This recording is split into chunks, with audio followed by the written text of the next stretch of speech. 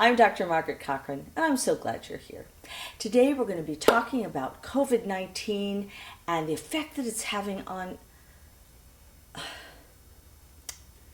Michael, I'm really sorry. I don't know what's wrong. I'm just all of a sudden overcome with exhaustion. Can I just lay down for a couple of minutes? Just give me 15, 20 minutes. Sure. And then is that all right? Sure. Okay. I'm really sorry. I don't know what's wrong. Oh man. All of a sudden I just really need to lay down. I'll be fine in a little bit. Hey, it's coronavirus disease 19 here. But as we're going to be BFFs, you can just call me COVID-19. I just thought I'd stop in to say hello. Don't worry about the doc here. I just borrowed her body so I could communicate better. Dressed her up a little bit, She's kind of boring, actually. She's been out educating and supporting people in fighting me, so I figured she owed me one.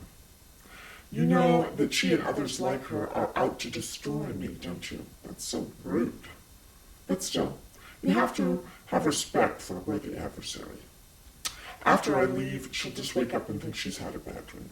And actually, she'd be right, because I'm everybody's worst nightmare. Or where was I?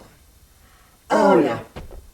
I've been out in the world doing my thing, and I just had to find a way to pop in and say thanks. Why? Because there are so many of you out there supporting me and my billions and billions of family. What now? Oh, you know who you are. You're the people who politicize the very things that would stop me. All this nonsense about making masks and gloves and social distancing symbols of freedom, rather than recognizing them as fundamental safety tools. That's genius. I wish I'd thought of that, but then I don't have a brain, per se. It takes a higher order mammalian vertebrate to engineer their own demise. Gotta love that. Really. I do. I love that. In fact, since I'm bragging, I have more of those little pokey bits than I used to. I'm evolving. And the more pokey bits I have, the easier it is for me to infect you. Like the wolf said in a Little Red Riding Hood, all the better to eat you with, my dear. Yeah, I keep up. I listen to the bedtime stories of the kids I've infected. I hate to brag. Who am I kidding? I love to brag. So speaking of bragging, let me tell you how I work. It's simple, really. Brain or not, I've got my own genius going on. So here's the deal. Today is July 18th, 2020. And so far, I've infected 13,800,000 people worldwide. 590,000 of them are dead. Here in the US of A, while your population makes up only 4% of the world's people, your COVID death toll, not to put too fine a point on it, accounts for a whopping 25% of the world's COVID fatalities. Proud? So far, the US has lost 140,000 people. Epidemiologists predict that this number will reach 240,000 plus before I'm done. But I'm aiming for better. Last week, there were 45,255 new cases, and by the end of July, I'm shooting for at least 15,000 more. And Florida, one of my biggest success stories, there were 10,000 new cases reported every day for the past week. 10,000 in a day. That's my best work since New York in April. Air 5! And better still, I know those numbers are much higher because you are terrible at reporting and testing. And many governments, both local authorities and national ones, have either made testing next to impossible to get, or they've simply lied to deflate the infection and death rates because it's the financially and politically expedient thing to do. Nice. Those are my kind of people. Self-centered, greedy, and without empathy, heart or soul. Just like me. I'm just a little bit of fat DNA after all. I'm a reporter, no. Pretty good stats if I do say so myself. When I started my march across the world, everybody thought I was just a respiratory virus. Yeah, well, guess what? No. I can attack multiple organ systems. The pancreas, the heart, the liver, the brain, and the kidneys. You can't say I'm not thorough. And I'm certainly not prejudicial in any way. I don't care what race, gender, sex, age, political, or religious persuasion you might be, I'll infect you all the same. Know why? Because we are, every one of us, identical inside. No matter what the external trappings, we're all the same. I'll reproduce with wild abandon and even kill if need be anybody, anywhere, anytime. Now I have to admit that I've not become as vicious and virulent as I am on my own. I've learned from the greats down through the ages. Rubella, measles, herpes, chickenpox, shingles, polio, mumps, measles, rabies, West Nile virus, influenza, yellow fever, smallpox, tiny bumps, big effect, acquired immune deficiency syndrome, or AIDS, and the so-called common cold, or coronavirus 229E, OC43, NL63, and HUK1. Oh, and let's not forget the severe acute respiratory syndrome of 2002, or SARS, as is more commonly known, and the Middle East respiratory syndrome of 2012, or MERS. But one of the things that's really extra super cool about me is that I'm zoonotic. That means that I can jump species, and I have done. Not many of my comrades can make that claim. And there's no such thing as guaranteed immunity to me. You can get me once, and you may get me again. Loving it. I'm so special. In so many ways. You might almost say that it's an honor to host me. But I don't suppose you'd appreciate that. Push come to shove. Human beings are so small-minded. Small-minded or no, I bet you're curious about how I achieved my meteoric rise to fame, right? Which, giving credit where credit is due, is only because of the way you all are handling things. Thanks again for that. So let's talk a little tech, shall we? Mostly I move around through droplet transmission. That's polite talk for spit or mucus. In case you haven't noticed, to a greater or lesser degree, you spit quite regularly. You spit when you talk, when you eat, when you share food with others, and when you sneeze, and when you cough. And of all the ways that droplets are transmitted, those are my two favorites, and I'll tell you why. Sneezes, the technical name of which is sternutation. Bet you didn't know that, did you? Don't say I never gave you anything. Got it? Gave you anything? Like, gave you an infection? Like me? Tough room. Anyway, sneezes travel up to 200 miles per hour, shooting their payload out as far as 8 feet and dispersing 100,000 droplets as they go. Its less intense cousin, the cough, travels at 15 miles per hour, goes out as far as 9 feet, and disperses 3,000 droplets at a time. Oh yeah, that's a lot of me time. Do you know I saw a guy who was wearing a mask the other day and he pulled it down to sneeze? Yeah, let that one sink in. Oh, and now there's mask breath. Yeah, that's a thing. People don't want to wear masks because of that. I really applaud your stupidity in not wearing masks. But seriously, if you can't stand the blowback, forgo the garlic and onions and brush your teeth. And think about what you've been doing to the rest of us all this time. Jeez Louise. I don't like admitting this, but I'm no good on my own. I need a host to survive and thrive. Oh, I can hang around for a little while in the air or on surfaces, things like furniture and decking, about 4 days, metal door handles and jewelry, about 5 days, stainless steel 2 to 3 days, cardboard 24 hours, aluminum 2 to 8 hours, glass about 5 days on glass, ceramics and dishes and such about 5 days, and paper about 5 days. And I shouldn't say it, I suppose, but in the spirit of fairness, bleach, high heat, and microwaves, and soap can kill me off. Soap is especially lethal as it dissolves my protective lipid layer, and the mechanical motion of hand washing sends me down the drain to certain oblivion. Now, you wouldn't want to do that to a nice little virus like me, would you? Anyway, back to the spit mucus thing. So, you unknowingly encounter me through some droplets.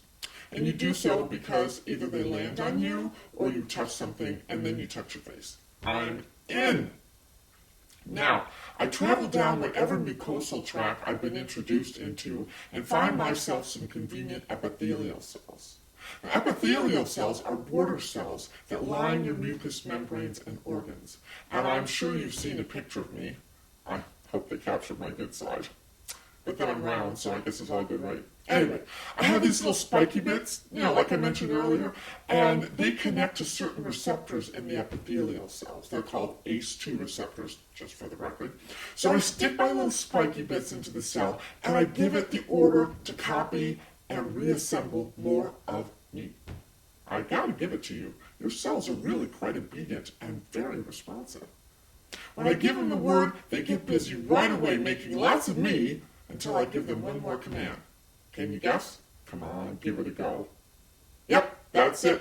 The command is to self-destruct. And then there are lots of me released to go around and around and infect other cells. You see where this is going, right? Exponential reproduction. So cool. But here comes the best bit of all, in my opinion. See, I'm inside you now, and this puts your immune system into high gear. Now, your immune system is nothing to sneeze at. See what I did there? Sneeze, infection versus dismissive sneeze. Let's continue. Your immune system is every bit as vicious as I am, and when it comes at me, it comes ready to kill. There are these inflammation proteins called cytokines. They're designed to keep the immune system working efficiently and not randomly. But I so cleverly confuse everybody that the cytokines can't do their job. And neutrophils get involved. Now those neutrophils, they've got some serious destructive power. They spew out enzymes that destroy friend and foe alike. That means you, by the way. And then the killer T cells move in, another character in the pantheon of your immune system warriors. Your killer T cells order your infected cells to commit controlled suicide, which normally is a very good thing, but in all the confusion I create, they order healthy cells to die as well. Neat, yeah? If I happen to be in your lungs at the time, I'm keeping your immune system so confused and busy that bacteria can overgrow and cause pneumonia. And that goes nowhere good. Am I amazing or what?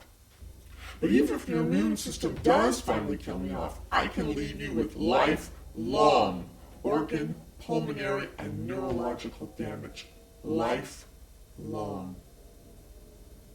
Bottom line, I make you horribly sick.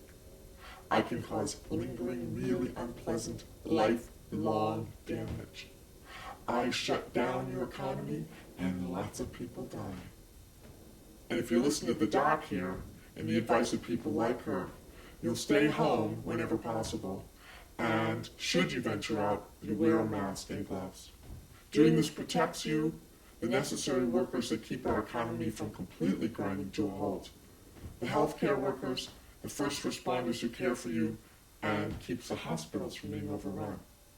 Because you see, when hospitals are overrun, when they're at capacity levels, unpleasant decisions have to be made as to who lives and who dies.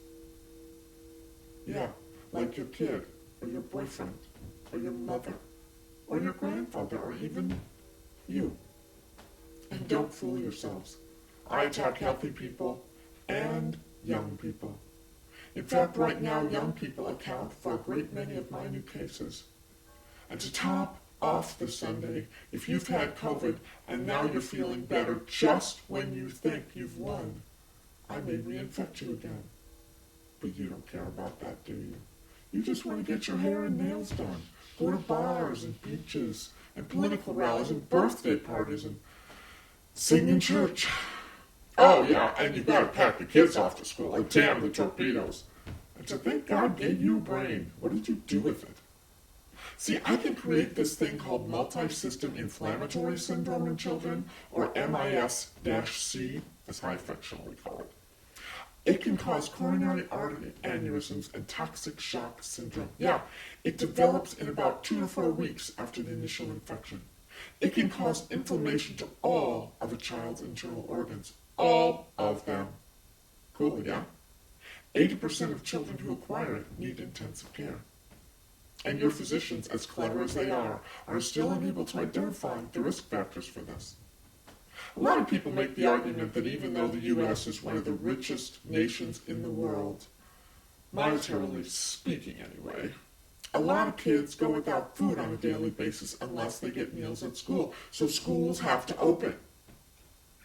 Because somehow you can't be innovative enough to help children and families in need because that's socialism? Wow. Now, I'm a disgusting virus, but even I think that's horrific on so many levels. I'll have you know that I, COVID-19, give regularly to food banks so that kids and families don't have to go without. I don't want your kids to die from starvation. I want to kill them myself. It's all good. I'm winning. But one of these days, I suppose there will be a vaccine developed to stop me in my tracks.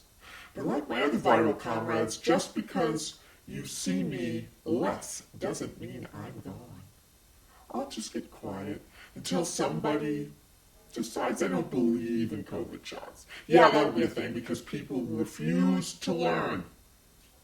You wouldn't learn from my cousin influenza, for example, because if you had, you'd have handled things much differently, and I would be of very little threat to anyone right now. Your economy wouldn't be in tatters, and your children could safely go back to school. But you didn't. And you're still not getting it. So my numbers just keep going up. Hey, maybe your number's up.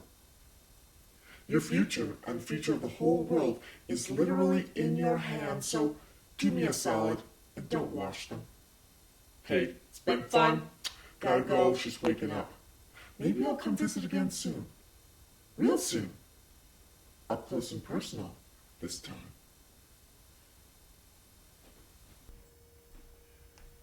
Dr. Cochran, are you all right? Are you awake? Oh. Well, I'm awake, but I'm not all right. I just had the most horrible nightmare. I dreamt I was COVID-19, and I was talking to everybody about how horrible I was, and got a headache. I feel terrible. Can we not do this today? I just don't think I can do it today. Sure. Okay, I'm really sorry. Okay.